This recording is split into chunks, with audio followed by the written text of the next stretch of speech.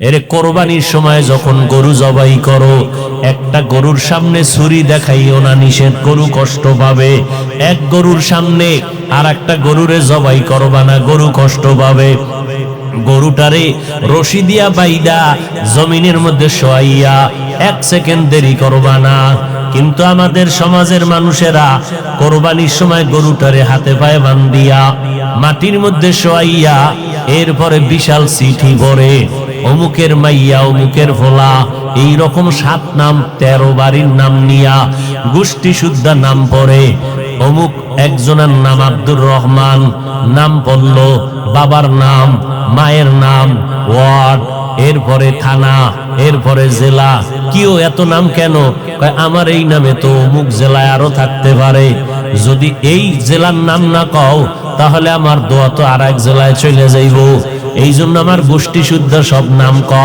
7 জনের নাম কইতে কইতে গরুটা আদা মরা হয়ে গেছে। ও আল্লাহর বান্দারা, এগুলো শুধু মূর্খতা আর কিছুই না। তুমি কোরবানি দিতেছো আমার আল্লাহর জন্য, কার নামে দাও কেউ জানার দরকার নাই, আমার আল্লাহ জানলেই তো যথেষ্ট। আল্লাহর জন্যই যদি দিয়া থাকো, ইমাম সাহেবের ডাইকে আবার গরুডারে কষ্ট দিয়ে কেন চিঠি পড়াও? এর একমাত্র কারণ এই মানুষটা বড় মূর্খ। প্রয়োজন সব আমি তোমারে দিয়ে দিলাম, কারণ কি জানো নি? তুমি আমার ইমানের বাউন্ডারিতে আছো, তোমার মর্যাদা। বলবা বেঈমানের কেন দিছে? বেঈমানের দেওয়ার কারণ হলো ওদের যা দেওয়ার দুনিয়ায় দিব, পরকালে ওরা কিছুই পাবে না, বিনা হিসাবে জাহান্নামে চলে যাবে। আর মুমিনদের দুনিয়ায় দিব সর্বনাশ, আসলটা দিব হাসরের ময়দানে বিনা হিসাবে জান্নাত।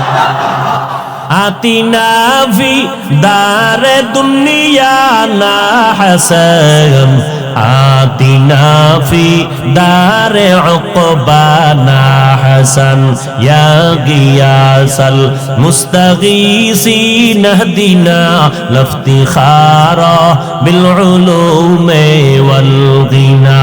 হর গরিদে নেকো তু তৈয়ার হে, जो न मांगे उससे तू बेजार है। আল্লাহ তাআলা বলেন, ও দুনিয়ার মানুষ, আমি তোমাদেরকে কর্মসূচি দিলাম, দুনিয়াটা তোমাদের জন্য জেলখানা। কারণটা কি জানো? জেলখানায় সবাই ঢুকতে চায় না, আবার একবার ঢুকলে মন মতো বের হতে পারে না। দুনিয়ার মানুষ ইমানের বাউন্ডারির জেলখানায় যারা ঢুকছো, মন চাইলে বিড়ি টানা যাবে না, মন চাইলে এখন গালি দেওয়া যাবে না, মন চাইলে চুরি ডাকাতি করা যাবে না। কারণ ইসলামের বাউন্ডারির মধ্যে চুরি করার অনুমোদন নাই, বিড়ি টানার অনুমোদন নাই, ইসলামের খাঁচার ভিতরে কারো হক নষ্ট করার অনুমোদন নাই, কাউকে গালি দেওয়ার অনুমোদন নাই। আরে মানুষ কেন? ইসলামের বাউন্ডারির মধ্যে আল্লাহ তাআলার কত সুন্দর আইন। হकीकत से तो दुनिया बेखबर है, दुनिया की नुमाइश पर नजर है। नमी गुयाम के अज दुनिया जुदा बाश, बहर कारे के बाशी बा खुदावास। যে আলেম বলবে জুমার আগে সুন্নত লাগে না, বাতিল। জোরে বলো। যে আলেম বলবে কাজা নামাজ লাগবে না, সে আলেম বাতিল। যে আলেম বলবে নফল ইবাদত লাগবে না, সে আলেম বাতিল। যে আলেম বলবে কোরআনের অর্থ না জেনে পড়লে কোনো লাভ নাই, সে আলেম বাতিল। যে আলেম বলবে ছোট বাচ্চাদেরকে কোরআন পড়াইয়া সারা রাত মাদ্রাসায় রেখে লাভ নাই, মায়ের কোলে ঘুম পাড়াও, এই মাদ্রাসায় দিয়া বাচ্চা পঙ্গু হয়ে যাবে, তাহাজ্জুদ পড়াইয়া পাগড়ি মাথায় দিয়া কি লাভ হবে? মদিনার নবী কয়, এই সন্তানের বাবা, 7 বছরে সন্তানটারে নামাজের মুসাল্লায় দাওয়াত দিয়া দাঁড় করায় দাও, 10 বছরে শাসন করিয়া এরপরে নামাজে দাঁড় করাও। কারণ এরপরে ঘাড় যখন সোজা হয়ে যাবে মা বাবার কথার কমান মানবে না। আগের থেকে অভ্যাস করো। ওই মাদ্রাসায় গিয়া ছোটবেলা থেকে আমার আব্বা আমারে লুঙ্গি পরাইতেন, পায়জামা পরাইতেন, ওখান থেকে পাগড়ি পরতাম ছোট থেকে লম্বা জামা। আজও পর্যন্ত পাগড়ির অভ্যাস ওই সময় না থাকলে পড়তে পারতাম না। তাহাজ্জুদের অভ্যাস যদি মাদ্রাসায় না হইতো পারতাম না।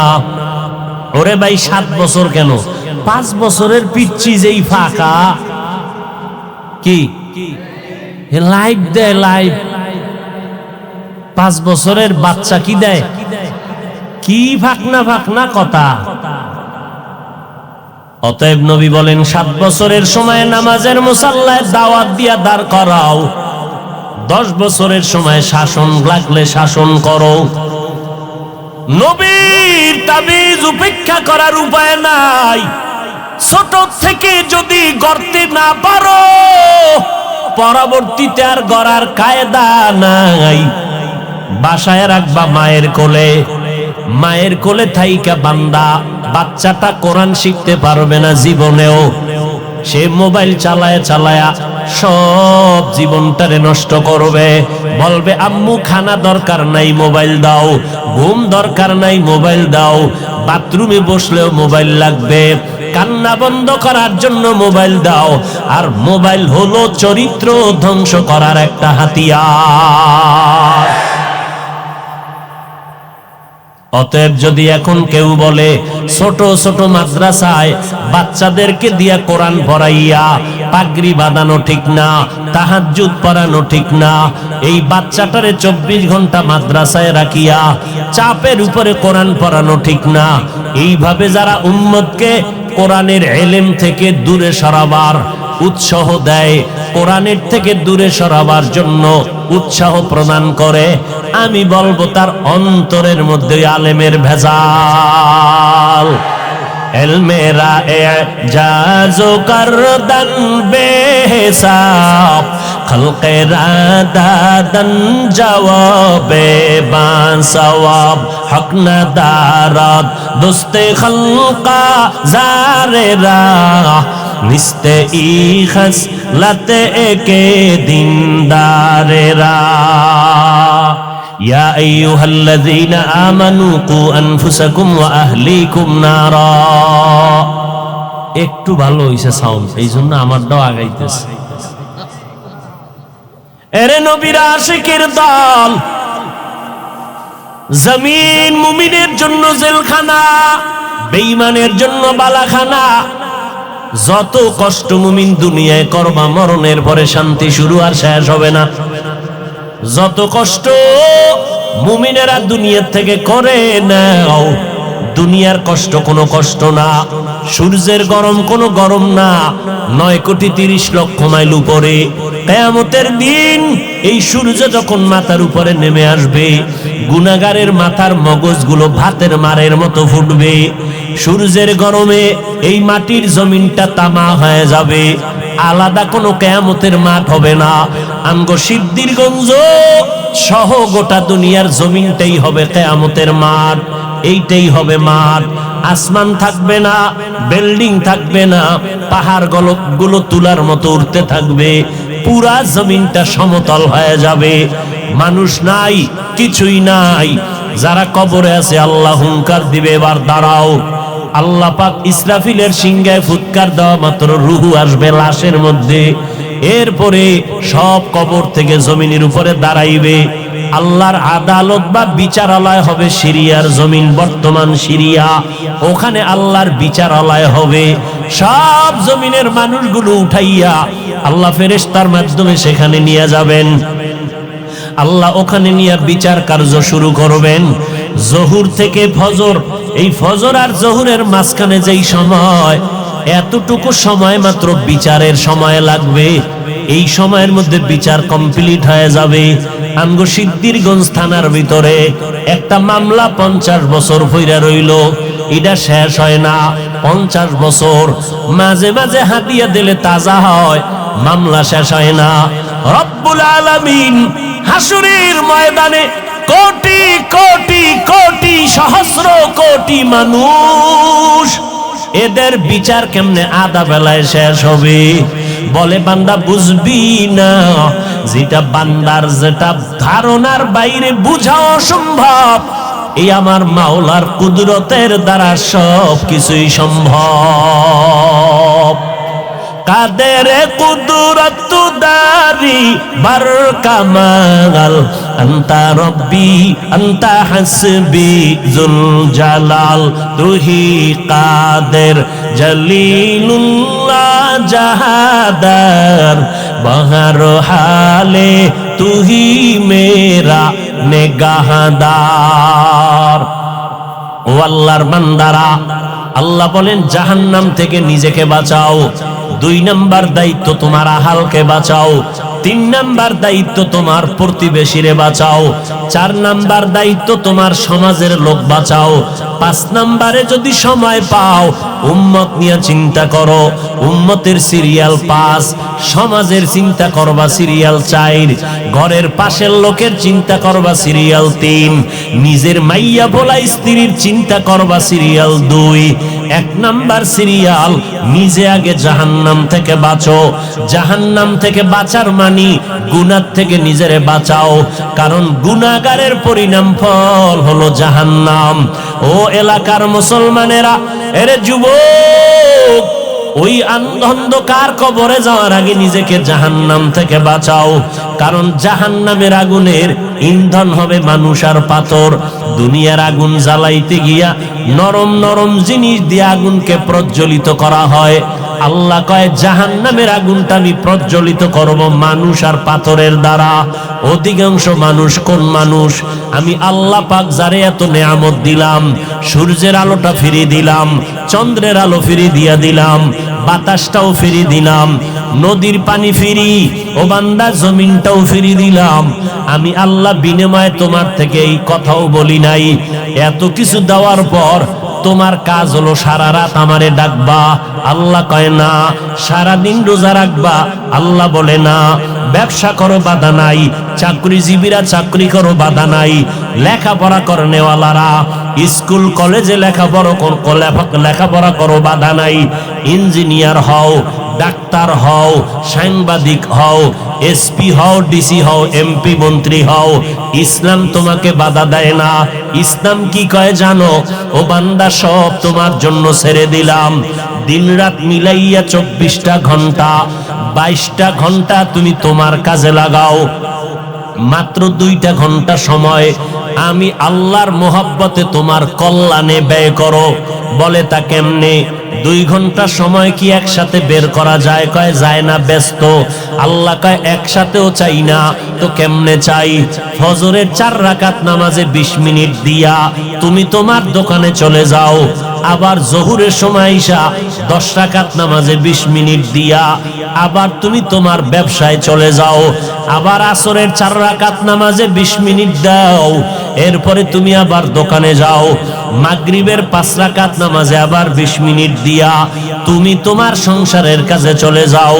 এশার নামাজ ঘরের মধ্যে যাও, তোমার ব্যবসাও ঠিক রাখো, চাকরিও ঠিক রাখো, এদিকে মাওলার কাছে ডিউটিও ঠিক রাখো।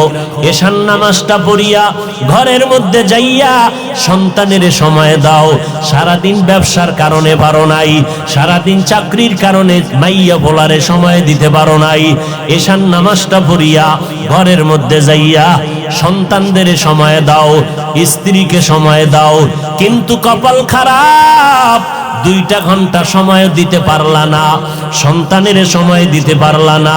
সারাটা দিন রাত্র মোবাইলে সময় কাটাইবার সময় না পাইয়া ঘরের মধ্যে আইসা সন্তান আব্বু কায়া ডাকে, তুমি ফিরিয়া তাকাও না। মা সময় চায় দাও না, তুমি বিছানায় বসে খাইয়ে লইয়া পেটটা ভারী করে মোবাইল নিয়ে বসে গেলা মোরাকাবায়। এইবার মোবাইল চাইতে চাইতে ঘুমাইয়া গেল, সন্তানের সময় দিলা না, স্ত্রীকেও দিলা না। মোবাইলটা চাইতে চাইতে তোমার চোখের পাওয়ার নাই, কানের পাওয়ার নাই, হার্ট দুর্বল, মাথা ব্যথা বেড়ে গেছে, এখন আর কোনো কাজে মন বসে না, মেধাটাও সংকুচিত হয়ে গেল। এখন সকালবেলা আবার উঠা ফজরের নামাজটাও পড়লা না, তুমি আবার 8টা 9টায় উঠিয়া 1.5 প্লেট খাইয়া আবার তুমি চলে গেলা সময় কিন্তু দেখো ও আল্লাহর বান্দা, আমগো মতো হুজুরও হওয়ার দরকার নাই।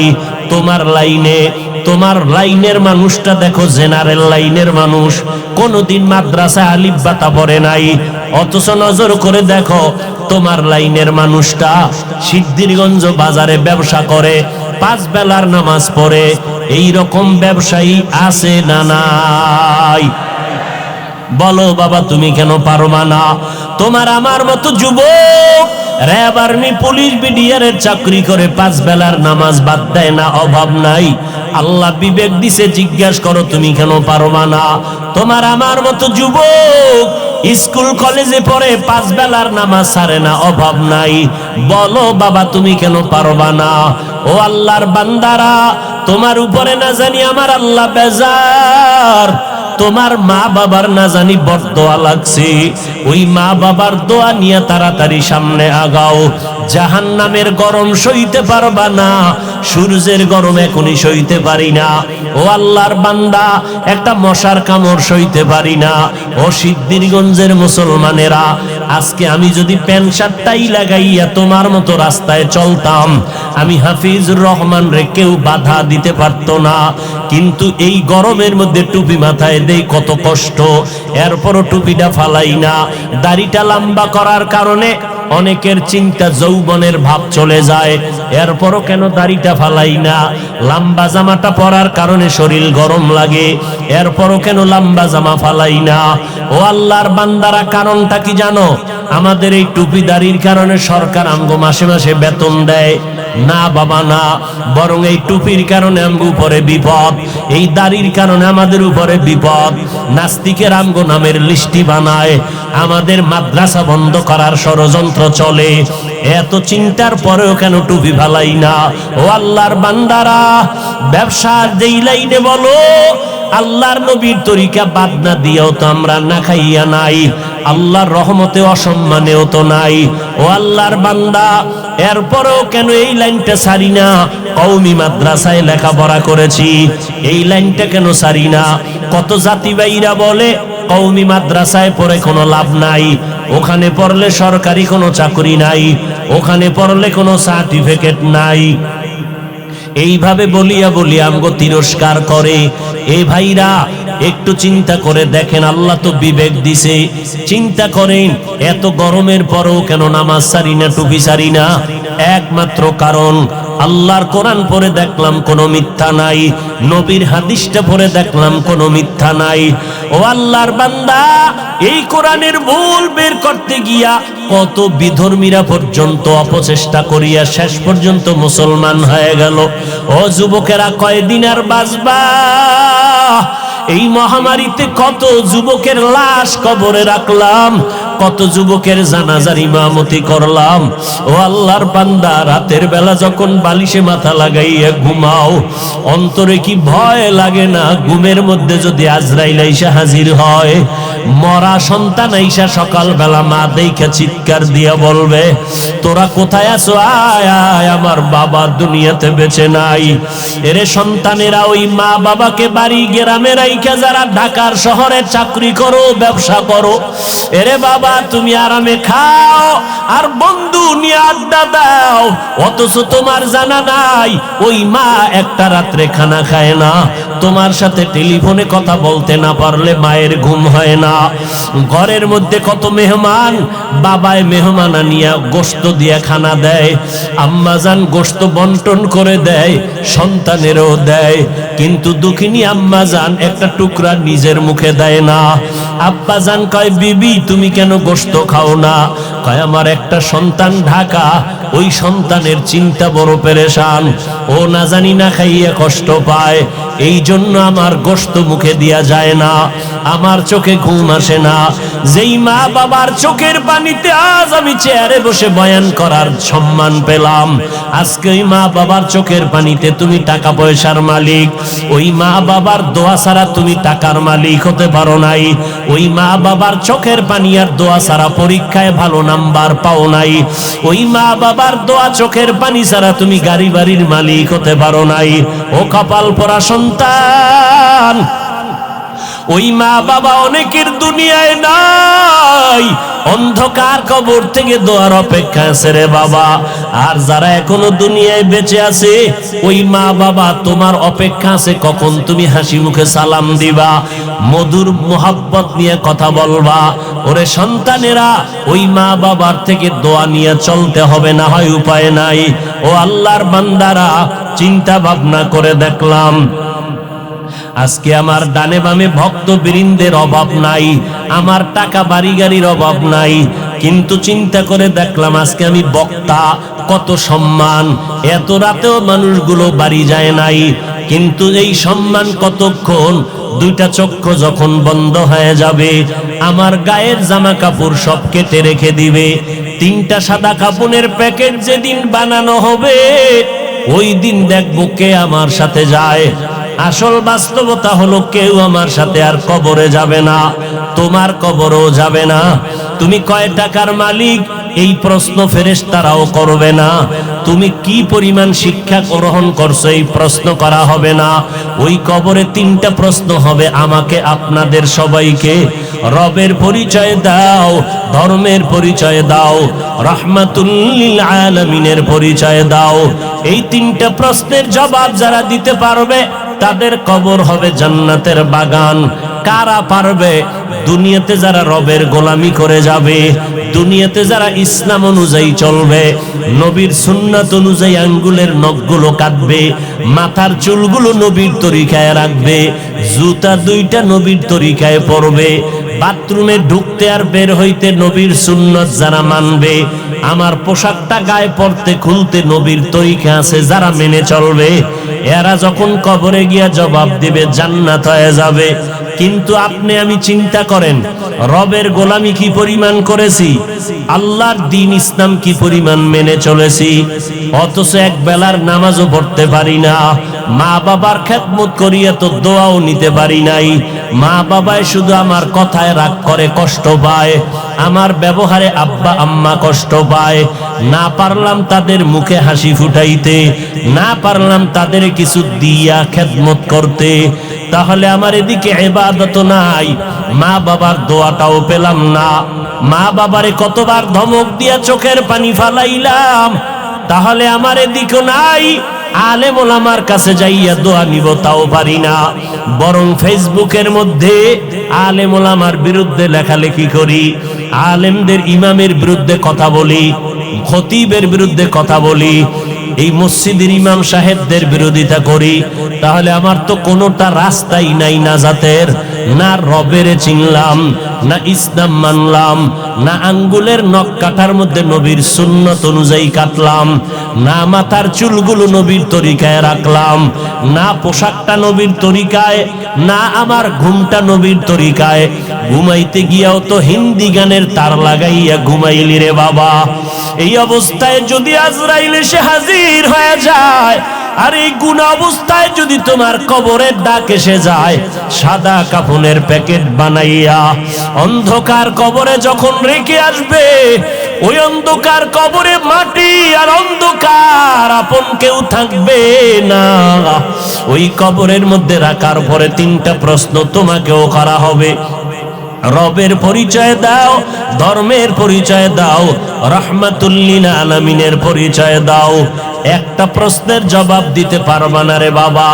আমি কিন্তু এতক্ষণ বয়ান করিয়া স্কুলের পড়া নিষেধ করি নাই, কিন্তু খবরদার, কারো চাকরি ছাড়তে বলি নাই, কারো ব্যবসা বন্ধ করতে বলি নাই।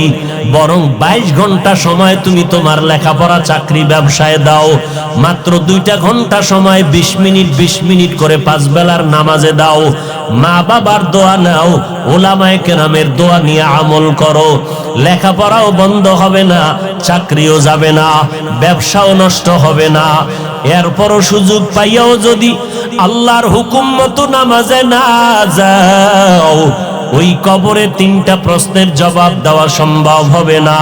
মদিনার নবী বলেন, এই বেঈমান নাফরমান যখন জবাব দিবে না, সাথে সাথে আল্লাহ পাক গায়বী আওয়াজ দিবেন, ও কবরের ফেরেশতা, এই নাফরমানের কোনো সময় দিও না।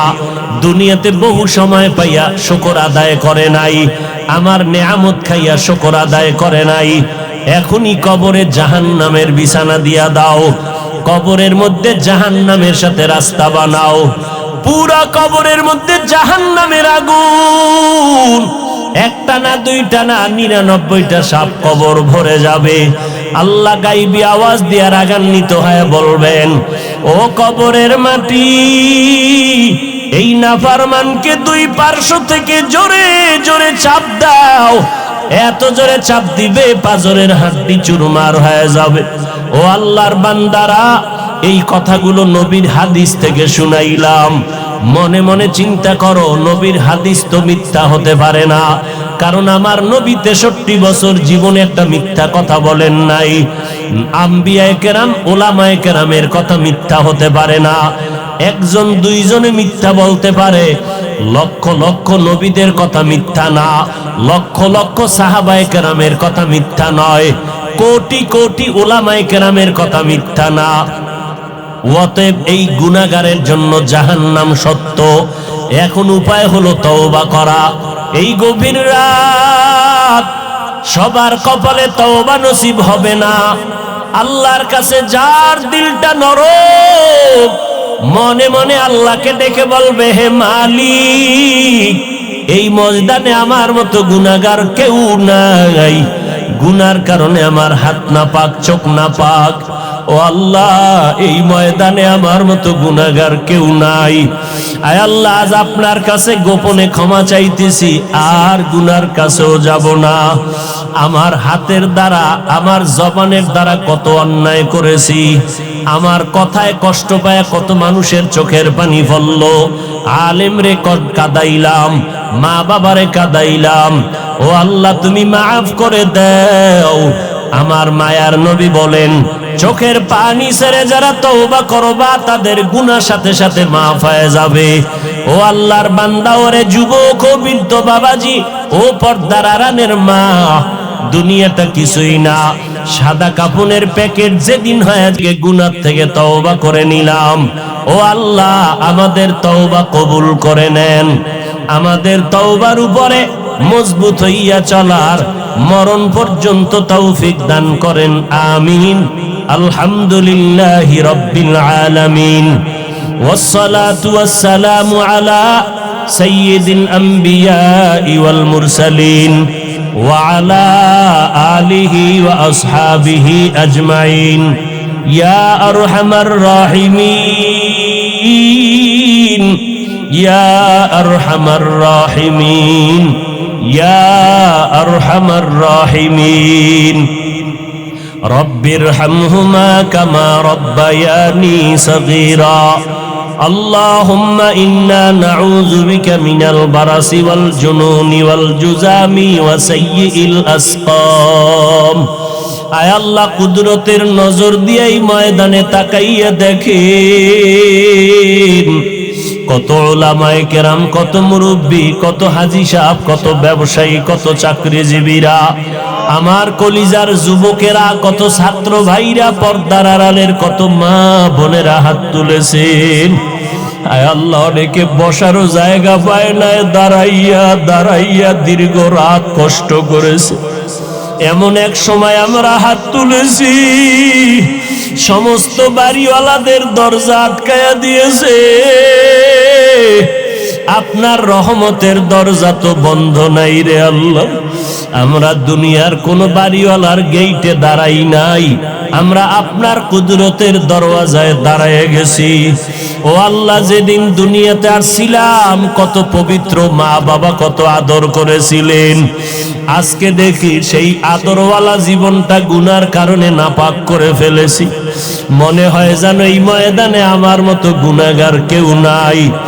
আয় আল্লাহ, গুনার কারণে দিলটা পাথর, চোখে পানি নাই।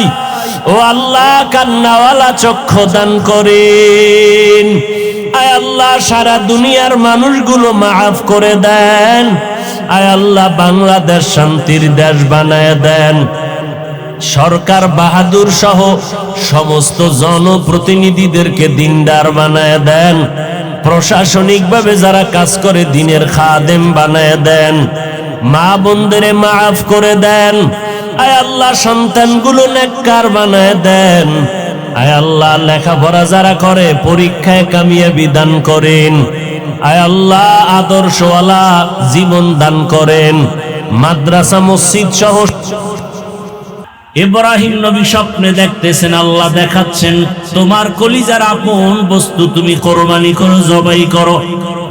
এই স্বপ্ন 3 দিন দেখার পরে সিদ্ধান্ত নিলেন আল্লাহর হুকুম বোধহয় ইসমাইলকে জবাই করার জন্য। বাবা হইয়া সন্তানকে জবাই করার জন্য ছুরি নিয়ে হাতে রেডি হয়ে গেলেন, জবাই করবে।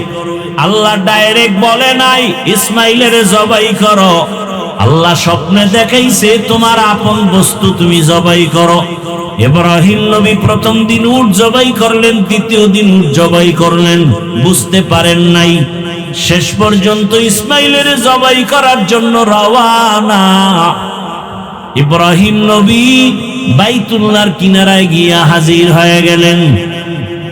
এখন তাকায় দেখে, আরে যখন বাড়ি ছিল না এখন বাড়ি ঘর, মানুষের অভাব নাই, কত বসতি, কত ফসল চলতেছে, বাড়ি ঘরের অভাব নাই। খুঁজতে খুঁজতে গিয়া নিজের ইসমাইলের ঘর খুঁজা হাজেরার ঘরে ডাকলেন, ইসমাইল কই? কত বছরের বিরহের বেদনা মায়া, একটা সন্তান বিদেশ থাকে, ওই সন্তান জানে না যে মা কোরবানির গোশত মুখে দেয় না সন্তানের চিন্তায়। অন্যদের মা গোশত পাকায় পাকায় খাওয়ায়, কিন্তু নিজে খায় না, সন্তানের মায়ায় পড়ে আছে। আমি যদি ভালো খাই আমার সন্তানটা না জানি না খেয়ে কষ্ট পাচ্ছে। মা পাগলের মতো থাকে। ঢাকায় থাকলে মা বারবার বলে একটু বাড়ি আয়, কোরবানির সময় গোশত খেয়ে যাও, আমি মা তোমারে ছাড়া খেতে পারি না। একটা মা সন্তানের জন্য এত পাগল। সন্তান যদি বুঝতো, জীবনে মায়ের চোখের দিকে তাকাইয়া রাগ মেজাজ দিয়ে কথা বলতো না। অথচ কত মায়ের কলিজায় ব্যথা, সন্তান মাকে কষ্ট দেয়, কথা শোনে না। ও আমার কলিজার যুবক বাবারা, ওই মায়ের দোয়া নিতে চাইলে বিনয়ের সাথে ক্ষমা চাইয়া তওবা করো। মা হাজেরা ঘরের মধ্যে ইসমাইল খেলতেছে, ইসমাইলের ঘরের মধ্যে নিয়া বহুদিনের বিরহের বেদনার কান্না, হাজেরার চোখে পানি, ইসমাইলের চোখে পানি, বাবার চোখে পানি। ইব্রাহিম নবী বলে, হাজেরা দেরি করা যাবে না, তাড়াতাড়ি রেডি করে দাও, ইসমাইলের নিয়ে মালিকের দাওয়াতে যাব। মা হাজেরা বুঝতে পারেন নাই কোথায় জানি দাওয়াতে যাবে, দুনিয়ার কোন মালিক, দুনিয়ার কোন বাদশা দাওয়াত দিস, আসল মালিক আল্লাহ দাওয়াত দিছি। ইব্রাহিম নবী হিকমতে কথা ঘুরায় বললেন, মা হাজেরা বুঝতে পারলেন না। সুন্দরভাবে সাজাইয়া গোসল করায়া যখন ইসমাইলের বাবার হাতে তুলে দেয়, বাবা সামনে যায়, ইসমাইল পেছনে যায়। কোরবানির জায়গা বর্তমান মিনা বাজার, যখন এখন যেখানে কোরবানি ইব্রাহিম ওখানেই দিলেন, ইসমাইলের ওখানে নিয়া এবার 14 বছরের সন্তান ইসমাইলের বাবা ডাক দিয়া কয়, ইয়া আবাতিফ ইয়া বুনাইয়া ইন্নী আরা ফিল মানামি আন্নী আযবাহুকা ফানজুর মাযা তারা।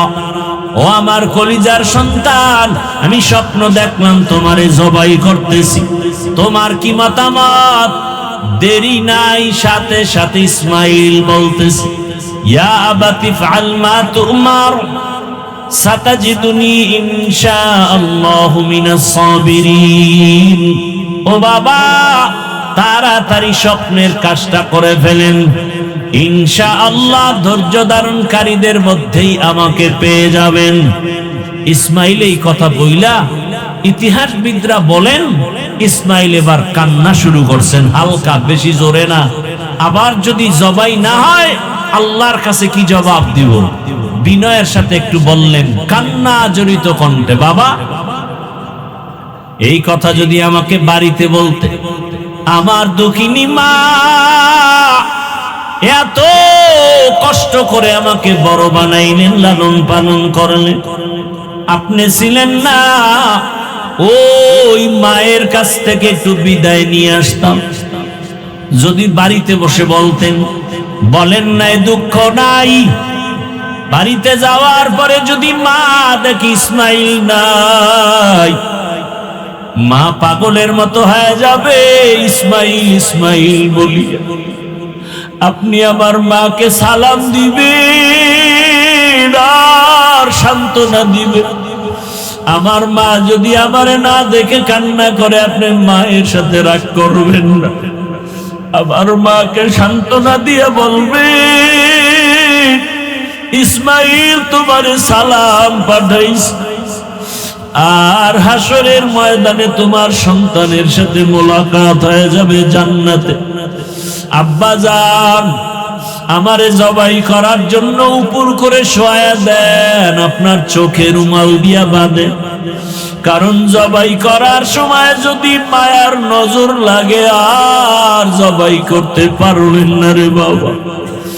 আমার হাতে পায়ে রশি দিয়া বাঁধে, কারণ জবাই করার সময় যদি হাতে পায়ে নড়াচড়া লাগে আপনি সহ্য বেয়াদবি হবে, আল্লাহ রাগ করবে। ইসমাইল শুয়া পড়লেন, ইব্রাহিম ছুরি নিয়া ইসমাইলকে জবাই করবে। আল্লাহ অর্ডার করলেন ছুরি, আমার ইসমাইলের একটা পশমের যেন কোনো ক্ষতি না হয়। ইব্রাহিম নবী ছুরি চালালেন, বিসমিল্লাহ আল্লাহু আকবার বলে ইসমাইলের গলা কাটেন। ইসমাইলের উঠাইয়া দ্বিতীয়বার আবার পরীক্ষার জন্য পাথরে আঘাত করলেন, দেখে পাথর টুকরো হয়ে গেল। এইবার সিদ্ধান্ত নিলেন, ইসমাইল শুয়া পড়ো, রক্ত হাতে না লাগা পর্যন্ত তোমাকে আমি ছুরি চালানো বন্ধ করব না। কেমন বাবা কেমন সন্তান, আল্লাহর হুকুমের জন্য নিজেদেরকে বিলীন করে দিলেন। লিল্লাহি মুলকুস সামাওয়াতি ওয়াল আরদ ইয়াখলুকু মা ইয়াশাউ ইনাসাও ওয়া ইয়াহাবু লিমান ইয়াশাউ যুকুর আও ইউযাওবিজুহুম যুকরানা ওয়া ইনাসা ওয়া ইয়াজআলু মান ইয়াশাউ আকিমা ইন্নাহু আলিমুন কাদির।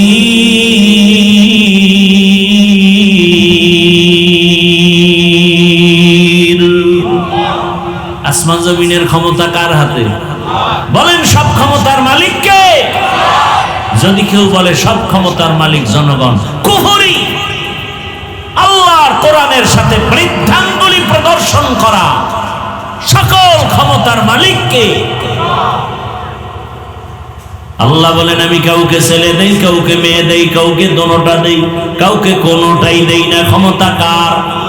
তাদের কুদরত দারি বর কামাল আন্তা রব্বি আন্তা হাসবি যুল জালাল তুহি কাদের জলিলুল্লাহ জাহাদার বহর হালে তুহি মেরা নিগাহদার। আল্লাহ কয় আমি ইব্রাহিম রে পাঠাবো, নমরুদকে আসতে দিব না। কাঠটা টিকবে? টিকলো কাঠটা? আল্লাহটাই। ডাইরেক্টরের ঘরে আল্লাহ ইব্রাহিম রে পাঠায় দিলেন। মা গোপনে গোপনে রাইখা ইব্রাহিম রে বড় বানালেন। ইব্রাহিম নবী বড় হইয়া তাওহীদের পরিচয় পাইয়া আল্লাহর পথে দাওয়াত দিলেন। আর আব্বাকে বললেন, ও বাবা, তুমি এমন খোদার অনুসরণ করো যাদের তোমরা নিজের হাতে বানাইছো, বানাইয়া সামনে ফলমূল দাও, ফল খাবে দূরের কথা, মশাও তাড়াইতে পারে না। এমন খোদার অনুসরণ কেন করো? তোমারে আমারে যিনি বানাইছেন সে আল্লাহর ইবাদতের দিকে আগায় যাও। নমরুদের দাওয়াত দেয়, বাবারও মাথা গরম, নমরুদেরও মাথা গরম। আল্লাহ তাআলা ইব্রাহিম নবীর উপরে পরীক্ষা দিয়া দিলেন, একের পরে এক কঠিন পরীক্ষা আসতেছে। যার ঈমান যত তাজা তার পরীক্ষা তত কঠিন। যেই ছাত্র যত ভালো তার প্রশ্ন তত কঠিন। পয়গম্বর ইব্রাহিমকে দুনিয়া থেকে বিদায় দেওয়ার জন্য নমরুদ আগুনের কুণ্ডলী সাজানো, আগুনে পুইরা মেরে ফেলবে, বিশাল অগ্নিকুণ্ড। বাঁচানের মালিক কে? আল্লাহ যদি হেফাজত করেন কেউ মারতে পারে না। তাকায় দেখছে গত রমজানের ঈদের সময় কত মানুষ মরে গেল। গাড়ি পানির মধ্যে চলে গেল, একটা ছোট বাচ্চা সাঁতার কেটে উপরে এসে কান্না করে, আমার আম্মু গাড়ির মধ্যে আটকা, পানির মধ্যে বাঁচাও। আগুন সাজাইয়া ঘটনা আপনারা অনেক শুনছেন আলেমদের মুখে। ইব্রাহিম নবীকে গাছের সাথে রশি লাগায়া চরক গাছের চরখা বানায়া গোল ঘুরায় ঘুরায় ঘুরায় ঘুরায় আগুনে ফালাবে। আগুনের এত তাপ, কাছে যাওয়া যায় না। কিন্তু ইব্রাহিমকে রশি দিয়া বাঁধে টানতেছে, উঠে না, গাছও নড়ে না। নমরুদের খোদাগিরি যায় যায় অবস্থা। ইবলিস এসে বলে কোনো টেনশন নেই, আকামের হেডমাস্টার আমি, আল্লাহর সামনে যুক্তি দিয়া কাটকিরে ফেলাইছি গোটা দুনিয়া। কি সমস্যা? এই সমস্যা বলে এই মুহূর্তে পারবা না, জানো না ইব্রাহিম এমন আল্লাহর ইবাদত করেন, ওই আল্লাহর রহমতের নূরের ফেরেশতারা ইব্রাহিমের সহযোগিতায় রশি ধরে রাখছে, পারবা না। হ্যাঁ, এই সময় একটা আকাম করা লাগবে। কাম না আকাম, বিড়ি টানা কাম না আকাম। আকামেরও মধ্যে কিছু লাইন আছে, যেমন দাড়ি কামানো একটা আকাম না কাম, কিন্তু এটা লাভ আছে, আছে না নাই? আছে, কিছু লাভ আছে। যা দুনিয়ার লাইনে, আল্লাহর লাইনে তো কোনো লাভ নেই। বিড়ি টানলে কি লাভ?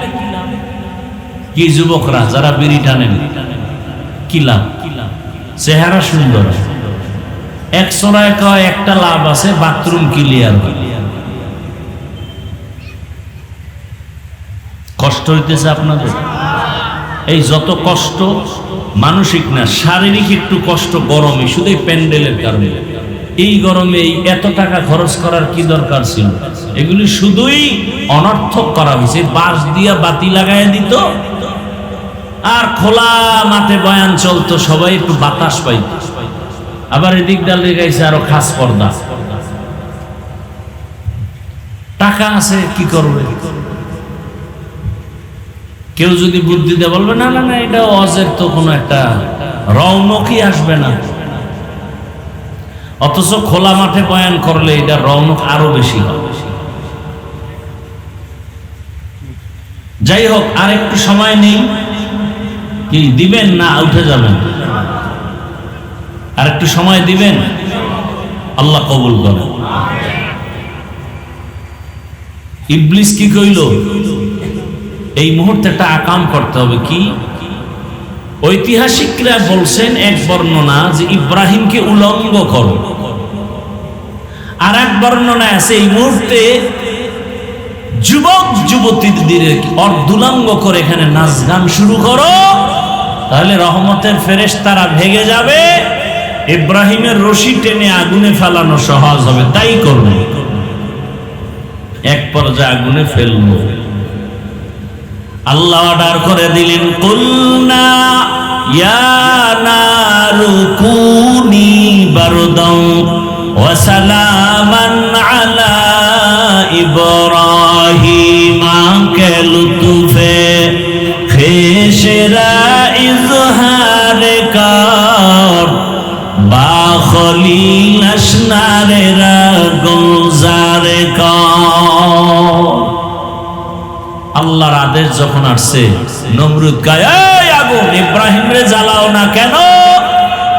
আগুনের জবান খুলে গেল। আগুন বলে, তুমিও যার গোলাম আমিও তার গোলাম। তুমি আমাকে তোমার গোলাম তার আমি না।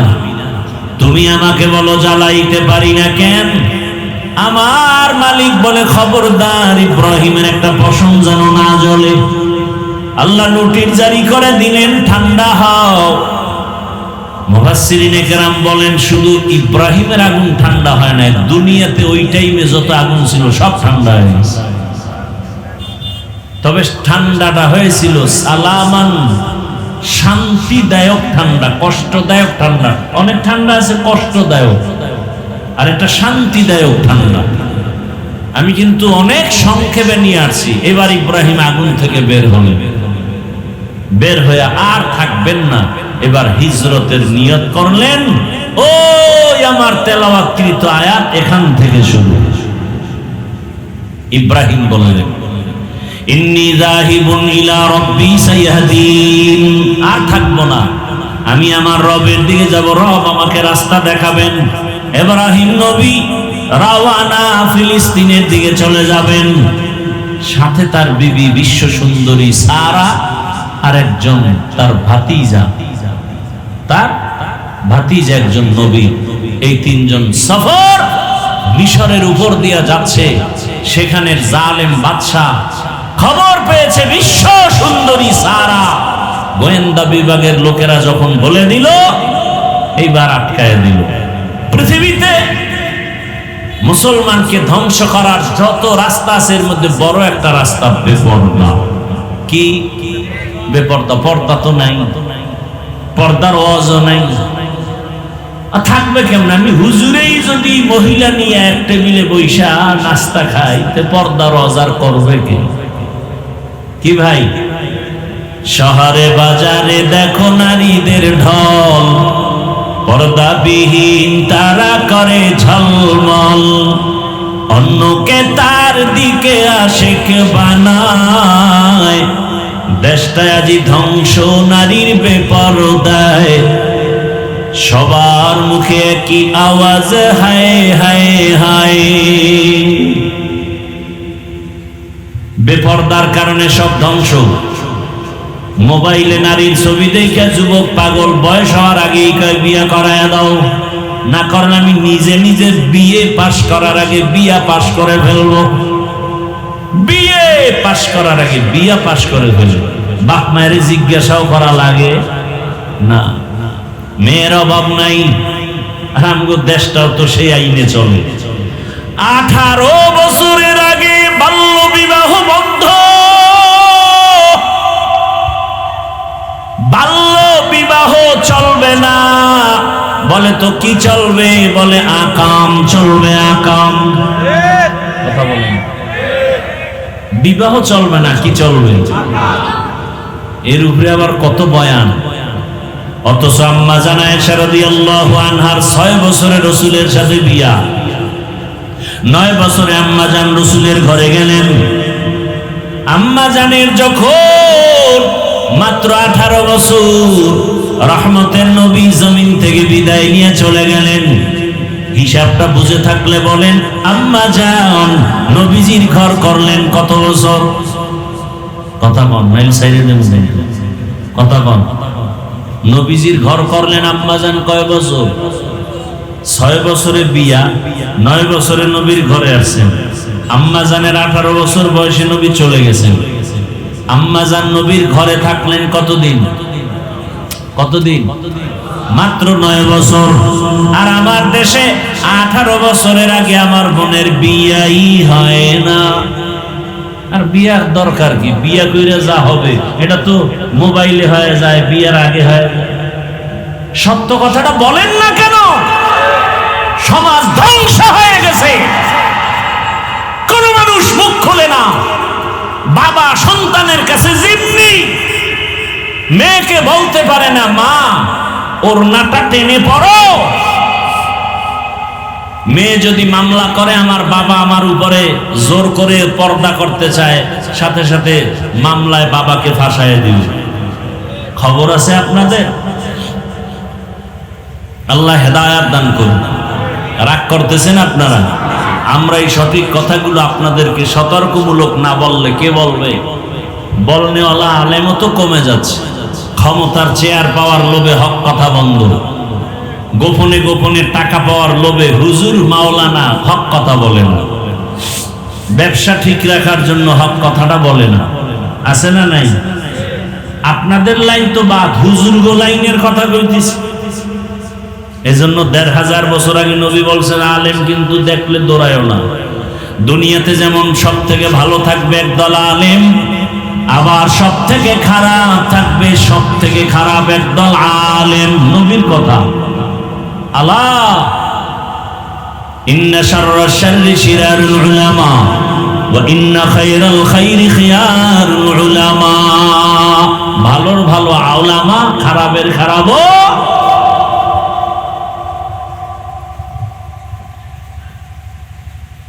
পয়গম্বর ইব্রাহিম হিজরতের জন্য রেডি হয়ে গেলেন। ওই জালেম মিশরের বাদশা খবর পাইয়া সারাকে নিয়ে গেল জোর জুলুম করে। পয়গম্বর ইব্রাহিম আল্লাহর কাছে বলেন, হে মালিক, আমার স্ত্রীর উপরে ইজ্জত নষ্ট করবে, আমি কেমনে সহ্য করি? আল্লাহ কয়, ভয় নাই, আমি তোর অন্তর চোখ খুলে দিব। জালেম তার সামনে নিয়ে তোমার বিবির সাথে যা করবে তুমি এখানে বসে অন্তর চক্ষু দিয়া সব দেখবা।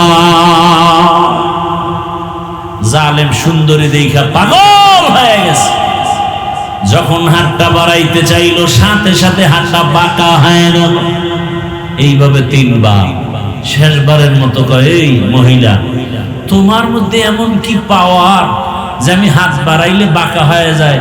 জবান বন্ধ, তুমি আবার দোয়া করছো আমার হাত ভালো, এই পাওয়ার কি? আমার পাওয়ার নাই তো।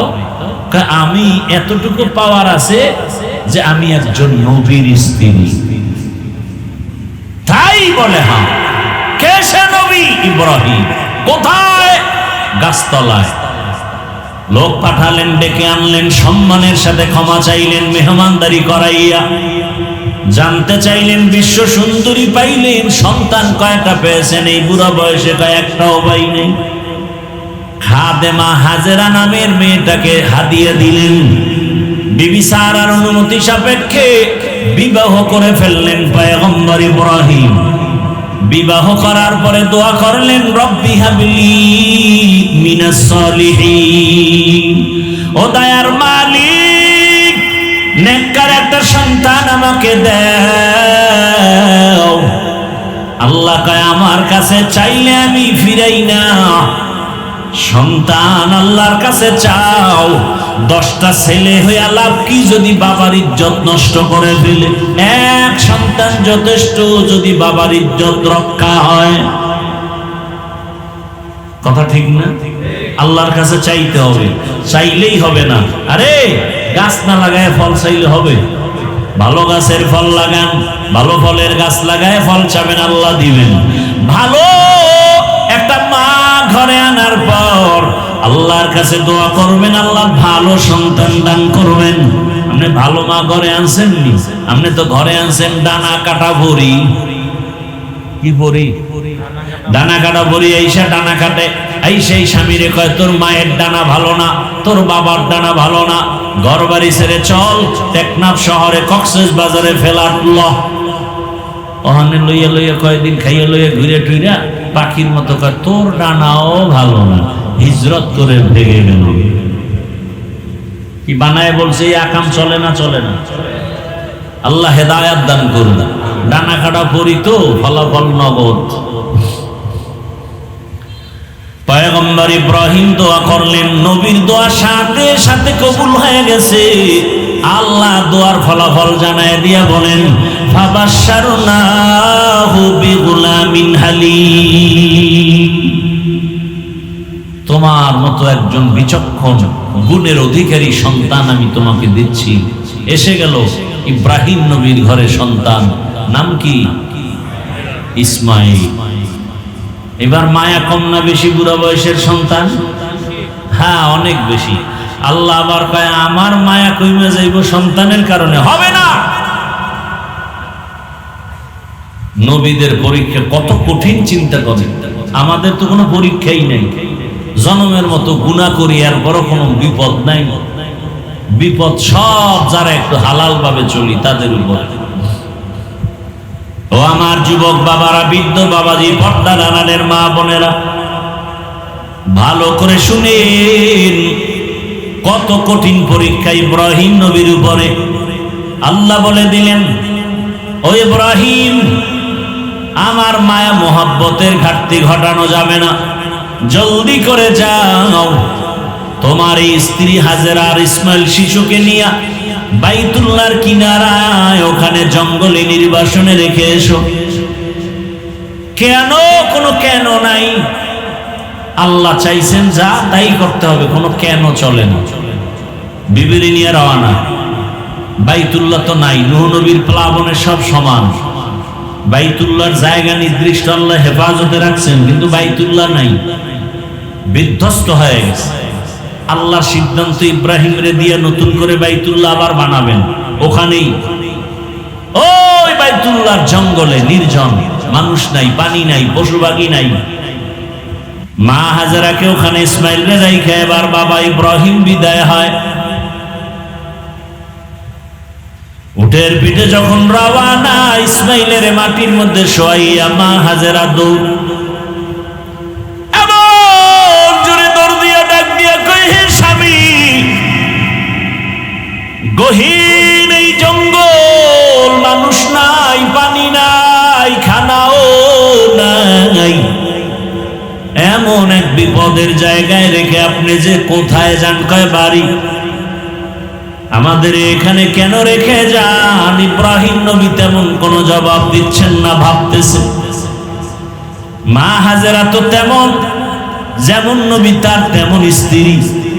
এক পর্যায়ে বলে, ও স্বামী আমার, এটা কি আমার এখানে রেখে যাওয়া আপনার ইচ্ছা নাকি মালিক আমার রবের ইচ্ছা? ইব্রাহিম নবী ইশারায় জানায় দিলেন, আমার ব্যক্তিগত ইচ্ছা না, রবের ইচ্ছায় রেখে গেলাম। মা হাজেরা দেরি না করে এ কথাটা শুই না, সাথে সাথে 2 ফোঁটা চোখের পানি ছেড়ে কান্না শুরু করলেন। ঐতিহাসিকরা লেখছেন, মা হাজেরা কান্না করেন আর বলেন, ও স্বামী আমার, আল্লাহ যদি বলে থাকেন এখানে কোনো কোশ্চেন নাই, প্রশ্ন নাই, আমাদের জন্য আপনি দোয়া করবেন। আর মাঝে মাঝে সময় পেলে আমি হাজেরাকে দেখারও দরকার নাই, মাঝে মাঝে শিশু ইসমাইলের আইসা দেখে যাবেন। আমি একটা মহিলা মানুষ, মানুষ নাই, জঙ্গল, পানি নাই, খানা নাই, কষ্টের জায়গা। সামান্য একটু পানি 2-3 দিনের বেশি থাকবে না। আমি হাজেরাকে আপনি না দেখলেও আপনি মাঝে মাঝে আইসা শিশু ইসমাইলের দিকে একটু খোঁজ খবর নিয়ে যাবেন। ইব্রাহিম নবী বিদায় হয়, কোনো কথা নাই, আমার মালিকের হুকুমের সামনে কোনো সহযোগিতা চলবে না, ভিন্ন কোনো আওয়াজ চলবে না। এবার ইব্রাহিম চোখের পানি ছেড়ে সাফা পাহাড়, মারোয়া পাহাড়ের মাঝখান থেকে রওনা, পাহাড়ের উপরে উঠে নিচে নামলেন। নিচে নাইমা উটের পিঠ থেকে নামিয়া ইব্রাহিম নবী হাত উঁচু করে আমার মালিকের দরবারে দোয়া করা শুরু করলেন। এমন জায়গায় বসে নির্জনে দোয়া করেন যেখানে সন্তানও নাই, হাজেরাও নাই, হাজেরা পাহাড়ের ওই পাশে। আল্লাহ দোয়ার কথা কোরআনে বলছেন, ইব্রাহিম দোয়া করেন, রব্বানা ইন্নী আসকানতু মিন যুররিয়্যাতি বিওয়াদিন গায়রি যী যারইন ইনদা বাইতিকাল মুহাররাম রব্বানা লিয়ুকিমুস সালাতা ফাজআল আফইদাতাম মিনান নাসি তাহওয়ি ইলাইহিম ওয়ারযুকহুম মিনাস সামারাতি রিজকান লাকুম। ইব্রাহিম নবী দোয়া করলেন, হে মালিক, আমার জীবনের শেষ ভাগের সন্তান, আমার আদরের বিবিরে তোমার হুকুমে এখানে রেখে যাই, তোমার কাছে দোয়া করি, হে মালিক, কুদরতে তুমি রিজিকের ব্যবস্থা করে দাও, ফলের মাধ্যমে তোমার শুকর আদায় করবে। ও দয়ার মালিক, নামাজ আদায় করবে, খানার আয়োজন করে দাও ফলের মাধ্যমে, বাসস্থানের ব্যবস্থা করে দাও, ইব্রাহিম নবী বিনয়ের সাথে কান্না করে করে দোয়া করলেন, সন্তানের মায়া বুড়া বয়সে সহ্য করা যায় না। ও আমার কলিজার যুবক, এমন একটা বয়ান নাই যেখানে মা বাবারা কান্না করে না, অভিযোগ করে না, সন্তান মা বাবার কথা মতো চলে না। হুজুর একটু সন্তানের বয়ান করে বুঝায় দিয়ে, মায়ের সাথে খারাপ আচরণ করে, বাবার সাথে খারাপ আচরণ করে। ও আমার যুবক বাবারা, পায়ে হাত রেখে বলি, এমন রত্ন যদি থাকে হারায় না রে বাবা। ওই মা বাবার দোয়া ছাড়া আল্লাহর কসম আমি হাফিজুর রহমান এই চেয়ারে বসতে পারি না। ওই মা বাবা জীবনের কত বড় রত্ন। ওই মা বাবার দোয়ার কারণে আজকে তুমি টাকার মালিক, বাড়ি গাড়ির মালিক হয়েছো, সম্মানের চেয়ারের মালিক হয়েছো। ও আমার যুবক বাবারা, যারা মার সাথে বেয়াদবি করেছো, বাবার সাথে করেছো, গোপনে গিয়া মায়ের কাছে ক্ষমা চাইও, বাবার কাছে ক্ষমা চাইও। মা বাবার দোয়া সারা জীবন সফল হবে না, লেখাপড়াও হবে না, চরিত্র গঠন হবে না। আর যার মা দুনিয়ায় নাই, বাবাও দুনিয়ায় নাই, আল্লাহর কাছে মোনাজাত দিয়া কাঁদো, আর মাঝে মাঝে দোয়া করো।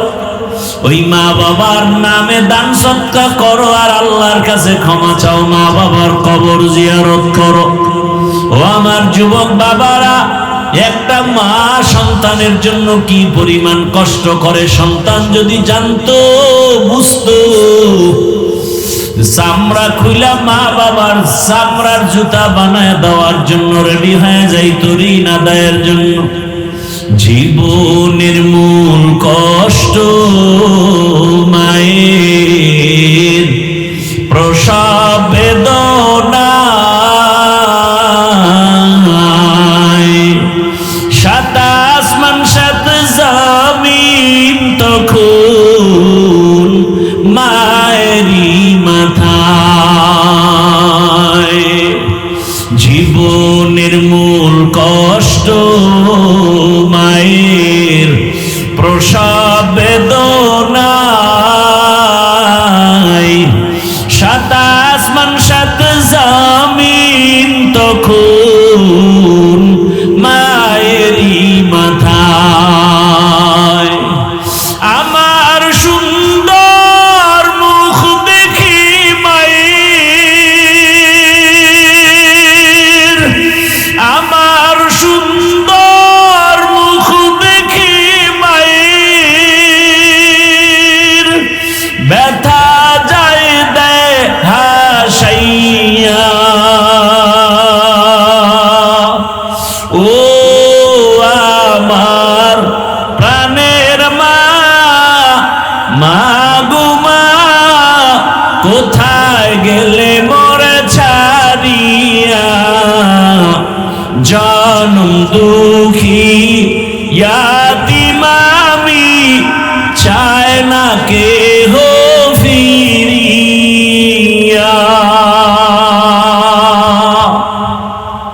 ও আমার যুবক বাবারা, পর্দার আড়ালের আম্মা জানেরা, বোনেরা, কয়দিন আর বাঁচবেন, মা বাবার সেবা করেন। ও ঘরের মা, আপনার বুড়া মা বাবা যদি থাকে সেবা করবেন।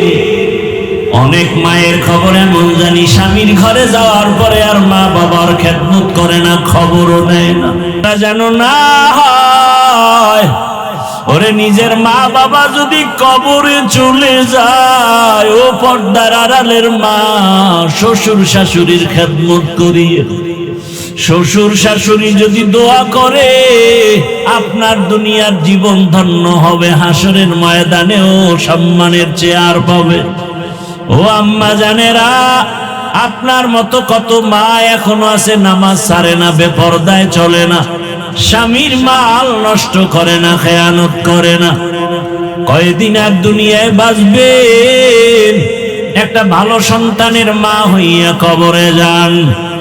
ও আমার যুবক বাবারা, কয়দিন আর দুনিয়ায় বাঁচবা, আল্লাহর কাছে দোয়া করো, তওবা করো। মা বাবার খেদমত করে দোয়া নাও, শিক্ষকের দোয়া নাও, ওলামায়ে কেরামের দোয়া নিয়ে নবীর তরিকা মেনে চলো। তোমার মতো কত যুবক এখনো আছে মা বাবার দোয়া নিয়ে চলে, শিক্ষকের দোয়া নিয়ে, ওলামায়ে কেরামের দোয়া নিয়ে চলে। স্কুলে পড়ে নামাজ ছাড়ে না, কলেজে পড়ে নামাজ বাদ দেয় না, চাকরি করে নামাজ বাদ দেয় না, ব্যবসা করে নামাজ বাদ দেয় না। তুমি কেন পারো না রে বাবা? ইব্রাহিম নবী দোয়া করে চলে গেলেন, মা হাজেরা ইসমাইলের নিয়ে এখানে জীবন কাটাচ্ছেন। ও পর্দার আড়ালের আম্মা জান, হাজেরা আর ইসমাইলের রাইখে ইব্রাহিম নবী চলে গেলেন, কষ্টের জীবন শুরু হয়ে গেল। আপনার মতো কত মা আছে, স্বামী বিদেশে থাকে, স্বামী ঢাকায় থাকে, চাকরি করে, ব্যবসা করে। আপনি ঘরে থাইকা সন্তানকে লালন পালন করবেন, স্বামীর মাল হেফাজত করবেন। মা হাজেরা আল্লাহর ভয় ইসমাইলের লালন পালনের জন্য যতটুকু পানি ছিল শেষ হয়ে গেল। এক পর্যায়ে দুধও নাই, বাচ্চা ইসমাইলের দুধও দিতে পারে না, মুখে জিহ্বাটা দিয়ে দেয়, পানি নাই। মা পাগলনির মতো হয়ে গেল সন্তানকে বাঁচাবার জন্য। একবার সাফা পাহাড়ে দৌড়ায়, একবার মারোয়া পাহাড়ে দৌড়ায় সন্তান ইসমাইলের পানির জন্য। আল্লাহর কাছে এই দৌড় এত পছন্দ হয়ে গেছে, আম্মা জান হাজেরা আলাইহা সালাম 7 বার চক্কর দিয়া সাফা মারোয়ায় দৌড়ালেন। আল্লাহ জিব্রাইলের বলে, সাক্ষী থাক, কিয়ামত পর্যন্ত হাজেরার এই স্মৃতি আমি ধরে রাখার জন্য আইন করে দিলাম। বাইতুল্লাহ যারা হজে যাবে, ওই হাজেরার জায়গা সাফা মারোয়ায় যদি হাজী সাহেবরা দৌড় না দেয়, আমি কোন হাজির হজ কবুল করব না। মা হাজেরা কান্না করে, ইসমাইলের মুখে পানি দেওয়ার জন্য কোথাও পানি পাওয়া যায় না। হঠাৎ বাইতুল্লাহর কিনারায় আওয়াজ শুনে কে যেন হাজেরা বলে ডাকে। মা হাজেরা দৌড়ায় গিয়ে দেখেন মানবের আকৃতি, আল্লাহর ফেরেশতা জিবরাইল সেখানে হাজির হয়ে গেল। কি চাও? পানি চাই। পাখা দিয়া দানা দিয়া বাড়ি মারলেন, ইসমাইল নবীর পায়ের গোড়া থেকে পানি বের হওয়া শুরু হয়ে গেল। আম্মা জান হাজেরা পাথর দিয়া পানি আটকায় দিলেন, নিজে পান করলেন, সন্তানকেও পান করালেন জমজমের পানি। আজ ওই জমজমের পানি হাজার হাজার কোটি মিলিয়ন ট্রিলিয়ন বিলিয়ন পানি, লিটার হাজী সাহেবরা নেয়। জমজমের পানি বাড়েও না, কমেও না।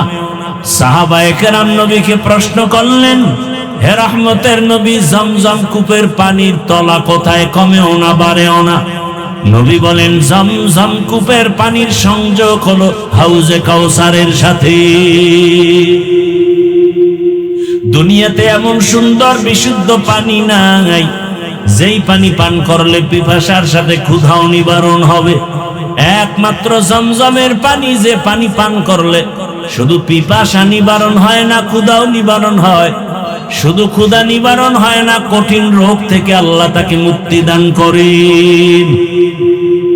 পানি পান করলেন, স্বাভাবিক জীবনে ফিরে আসলো। ইসমাইল বড় হতে লাগলো। হতে হতে যখন 14 বছর হয়ে গেল, কম বেশি ঐতিহাসিকরা লিখলেন, ইসমাইল যখন বড় হয়ে গেল, পরীক্ষা। ইব্রাহিম নবী স্বপ্নে দেখতেছেন, আল্লাহ দেখাচ্ছেন, তোমার কলিজার আপন বস্তু তুমি কোরবানি করো, জবাই করো। এই স্বপ্ন 3 দিন দেখার পরে সিদ্ধান্ত নিলেন, আল্লাহর হুকুম বোধহয় ইসমাইলকে জবাই করার জন্য। বাবা হইয়া সন্তানকে জবাই করার জন্য ছুরি নিয়ে হাতে রেডি হয়ে গেলেন, জবাই করবে। আল্লাহ ডাইরেক্ট বলে নাই ইসমাইলের জবাই করো, আল্লাহ স্বপ্নে দেখাইছে তোমার আপন বস্তু তুমি জবাই করো। ইব্রাহিম নবী প্রথম দিন উট জবাই করলেন, দ্বিতীয় দিন উট জবাই করলেন, বুঝতে পারেন নাই। শেষ পর্যন্ত ইসমাইলের জবাই করার জন্য রওয়ানা। ইব্রাহিম নবী বাইতুল্লাহর কিনারায় গিয়া হাজির হয়ে গেলেন। এখন তাকায় দেখে, আরে যখন বাড়ি ছিল না, এখন বাড়ি ঘর, মানুষের অভাব নাই, কত বসতি, কত ফসল চলতেছে, বাড়ি ঘরের অভাব নাই। খুঁজতে খুঁজতে গিয়া নিজের ইসমাইলের ঘর খুঁজা হাজেরার ঘরে ডাকলেন, ইসমাইল কই? কত বছরের বিরহের বেদনা মায়া, একটা সন্তান বিদেশ থাকে, ওই সন্তান জানে না যে মা কোরবানির গোশত মুখে দেয় না সন্তানের চিন্তায়। অন্যদের মা গোশত পাকায় পাকায় খাওয়ায়, কিন্তু নিজে খায় না, সন্তানের মায়ায় পড়ে আছে। আমি যদি ভালো খাই, আমার সন্তানটা না জানি না খেয়ে কষ্ট পাচ্ছে। মা পাগলের মতো থাকে। ঢাকায় থাকলে মা বারবার বলে, একটু বাড়ি আয়, কোরবানির সময় গোশত খেয়ে যাও, আমি মা তোমারে ছাড়া খেতে পারি না। একটা মা সন্তানের জন্য এত পাগল। সন্তান যদি বুঝতো, জীবনে মায়ের চোখের দিকে তাকাইয়া রাগ মেজাজ দিয়ে কথা বলতো না। অথচ কত মায়ের কলিজায় ব্যথা, সন্তান মাকে কষ্ট দেয়, কথা শোনে না। ও আমার কলিজার যুবক বাবারা, ওই মায়ের দোয়া নিতে চাইলে বিনয়ের সাথে ক্ষমা চাইয়া তওবা করো। মা হাজেরা ঘরের মধ্যে ইসমাইল খেলতেছে, ইসমাইলের ঘরের মধ্যে নিয়া বহুদিনের বিরহের বেদনার কান্না, হাজেরার চোখে পানি, ইসমাইলের চোখে পানি, বাবার চোখে পানি। ইব্রাহিম নবী বলে, হাজেরা দেরি করা যাবে না, তাড়াতাড়ি রেডি করে দাও, ইসমাইলের নিয়ে মালিকের দাওয়াতে যাব। মা হাজেরা বুঝতে পারেন নাই, কোথায় জানি দাওয়াতে যাবে দুনিয়ার কোন মালিক, দুনিয়ার কোন বাদশা দাওয়াত দিছে। আসল মালিক আল্লাহ দাওয়াত দিছে। ইব্রাহিম নবী হিকমতে কথা ঘুরায় বললেন, মা হাজেরা বুঝতে পারলেন না। সুন্দরভাবে সাজাইয়া গোসল করায় যখন ইসমাইলের বাবার হাতে তুলে দেয়, বাবা সামনে যায়, ইসমাইল পেছনে যায়। কোরবানির জায়গা বর্তমান মিনা বাজার, যখন এখন যেখানে কোরবানি ইব্রাহিম ওখানেই দিলেন, ইসমাইলের ওখানে নিয়া এবার 14 বছরের সন্তান ইসমাইলের বাবা ডাক দিয়া কয়, ইয়া আবাতিফ ইয়া বুনাইয়া ইন্নী আরা ফিল মানামি আন্নী আযবাহুকা ফানজুর মাযা তারা। ও আমার কলিজার সন্তান, আমি স্বপ্ন দেখলাম তোমারে জবাই করতেছি, তোমার কি মতামত? দেরি নাই, সাথে সাথে ইসমাইল বলতেছে, ইয়া আবাতি ফাআল মা তুমার সাতাজিদুনি ইনশাআল্লাহু মিনাস সাবিরিন।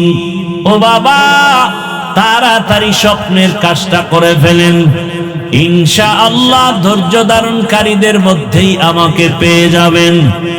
ইসমাইল এই কথা বইলা, ইতিহাসবিদরা বলেন ইসমাইল এবার কান্না শুরু করছেন, হালকা, বেশি জোরে না। আবার যদি জবাই না হয়, আল্লাহর কাছে কি জবাব দিব? বিনয়ের সাথে একটু বললেন, কান্না জড়িত কণ্ঠে, বাবা, এই কথা যদি আমাকে বাড়িতে বলতে, আমার দুঃখিনী মা এত কষ্ট করে আমাকে বড় বানাইলেন, লালন পালন করলেন, আপনি ছিলেন না, ওই মায়ের কাছ থেকে একটু বিদায় নিয়ে আসতাম। যদি বাড়িতে বসে বলতেন, বলেন নাই, দুঃখ নাই। বাড়িতে যাওয়ার পরে যদি মা দেখি ইসমাইল নাই, মা পাগলের মতো হয়ে যাবে, ইসমাইল ইসমাইল বলিয়া। আপনি আমার মাকে সালাম দিবেন আর সান্ত্বনা দিবেন। আমার মা যদি আমারে না দেখে কান্না করে, আপনি মায়ের সাথে রাগ করবেন না। আমার মাকে সান্ত্বনা দিয়ে বলবেন, ইসমাইল তোমারে সালাম পাঠাইছে, আর হাসরের ময়দানে তোমার সন্তানের সাথে মোলাকাত হয়ে যাবে জান্নাতে। আব্বা জান, আমারে জবাই করার জন্য উপর করে শোয়া দেন, আপনার চোখে রুমাল দিয়া বাঁধে, কারণ জবাই করার সময় যদি মায়ার নজর লাগে আর জবাই করতে পারবেন না রে বাবা। আমার হাতে পায়ে রশি দিয়া বাঁধে, কারণ জবাই করার সময় যদি হাতে পায়ে নড়াচড়া লাগে, আপনি সহ্য বেয়াদবি হবে, আল্লাহ রাগ করবে। ইসমাইল শুয়া পড়লেন। ইব্রাহিম ছুরি নিয়া ইসমাইলকে জবাই করবে। আল্লাহ অর্ডার করলেন, ছুরি আমার ইসমাইলের একটা পশমের যেন কোনো ক্ষতি না হয়। ইব্রাহিম নবী ছুরি চালালেন, বিসমিল্লাহ আল্লাহু আকবার বলে ইসমাইলের গলা কাটেন। ইসমাইলের উঠাইয়া দ্বিতীয়বার আবার পরীক্ষার জন্য পাথরে আঘাত করলেন, দেখে পাথর টুকরো হয়ে গেল। এইবার সিদ্ধান্ত নিলেন, ইসমাইল শুয়া পড়ো, রক্ত হাতে না লাগা পর্যন্ত তোমাকে আমি ছুরি চালানো বন্ধ করব না। কেমন বাবা, কেমন সন্তান, আল্লাহর হুকুমের জন্য নিজেদেরকে বিলীন করে দিলেন। এমন মা, এমন বাবা, এমন সন্তান দুনিয়াতে পাওয়া বড় কঠিন। আজকে অনেক বাবা নামাজ পড়ে, সন্তানটা নামাজ পড়ে কিনা খবর নাই। আবার অনেক সময় দেখি সন্তান নামাজ পড়ে, বাবায় নামাজের খবর নেয় না। সন্তান দাড়ি রাখতে চায়, বাবা দাড়ি রাখাটারে পছন্দ করে না। ও মা, ও বাবারা, এমন সন্তান দুনিয়াতে কেন নিলেন যে সন্তান দিনের পথে চলবে না? এখনো সময় আছে, তওবা করেন। ইব্রাহিম নবীর মতো বুড়া বাবারাও তৈরি হয়ে যান। জীবনে গুনাহ করবেন না, দাড়ি কাটবেন না, আল্লাহর হুকুম নবীর তরিকা মেনে চলবেন, ওলামায়ে কেরামের দোয়া নিয়ে চলবেন। মা বোনদের বলবো, হাজেরা আলাইহিস সালামের মতো একজন ত্যাগী মা হয়ে যান। সন্তানটাকে কোরআন পড়নেওয়ালা নামাজি ডাক্তার বানাবেন, ইঞ্জিনিয়ার বানাবেন, নামাজি কোরআন পড়নেওয়ালা ইঞ্জিনিয়ার বানাবেন। সন্তানটারে জেনারেল লাইনে পড়াবেন, আগে কোরআন পড়ায়া নামাজি বানায়া দেন, ডাক্তার হলো জীবন ধন্য। সন্তানটা ইঞ্জিনিয়ার হলো জীবন ধন্য, ওসিডিসি হবে জীবন ধন্য, এমপি হবে জীবন ধন্য। এরে আম্মা জান আর যুবকদের বলবো, রে যুবক, ইসমাইল নবীর মতো আল্লাহর মোহাব্বতে ত্যাগী হয়ে যাও আর আল্লাহর কাছে তওবা করো। জীবনে কত দাড়ি কাটলা, বেপরদায় চললা, মোবাইল চালায় গুনাহ করলা। আজকে থেকে তওবা করো, মরিয়া গেলে আর দাড়ি কাটবা না, নামাজ ছাড়বা না, মোবাইলে গুনাহ করবা না। মা বাবার দোয়া নিয়া, শিক্ষকের দোয়া নিয়া, উলামায়ে কেরামের দোয়া নিয়া, নবীজির আদর্শ মেনে চলবা। তওবা করার মতো যদি নিয়ত হয়, দুটো হাত আমার আল্লাহকে দেখায়া দাও। আয় আল্লাহ, হাতগুলো কবুল করে নেন, তওবা কবুল করে নেন। তওবার উপরে মজবুত হইয়া নবীর তরিকা মেনে, উলামায়ে কেরামের পরামর্শ নিয়ে, মা বাবার দোয়া নিয়ে চলার তৌফিক দান করেন, আমিন। আলহামদুলিল্লাহি রাব্বিল আলামিন, ওয়াসসালাতু ওয়াসসালামু আলা সাইয়্যিদিল আমবিয়াই ওয়াল মুরসালিন ওয়া আলা আলিহি ওয়া আসহাবিহি আজমাইন। ইয়া আরহামার রাহিমিন, ইয়া আরহামার রাহিমিন, ইয়া আরহামার রাহিমিন। রব্বিরহামহুমা কামা রাব্বায়ানি সগীরা। اللهم إنك عفو كريم تحب العفو فاعف عنا. اللهم إنا نعوذ بك من البرص والجنون والجذام وسيء الأسقام.